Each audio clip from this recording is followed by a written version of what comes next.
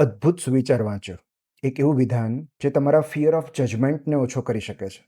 લોકો શું વિચારશે, શું અભિપ્રાય આપશે, ટીકા કરશે, આવા અનેક ડરનો જવાબ આપતું એક સાદું અને ટૂંકું વિધાન એક ફ્રેન્ચ ફિલ્મમેકરનું છે.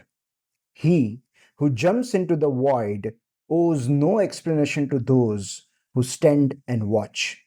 ડૂબકી મારનારો ગોતાખોર કાંઠે ઊભા રહીને જોનારા લોકોને ખુલાસો આપવા બંધાયેલો નથી.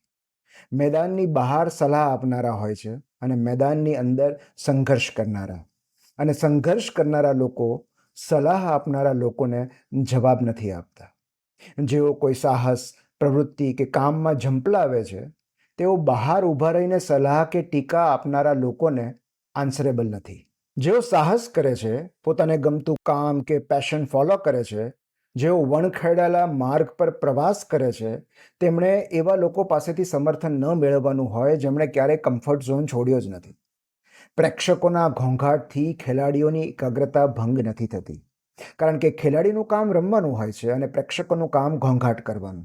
જેઓ રમે છે તેઓ ઘોંઘાટ કરનારાને જવાબ નથી આપતા. એ સપનું હોય કે કલા, પેશન હોય કે કરિયર, બિઝનેસ હોય કે સાહસ, જે ક્ષણે તમે એની અંદર ઝંપલાવો છો, તમે કાંઠે ઊભેલી ભીડથી અલગ થઈ જાઓ છો.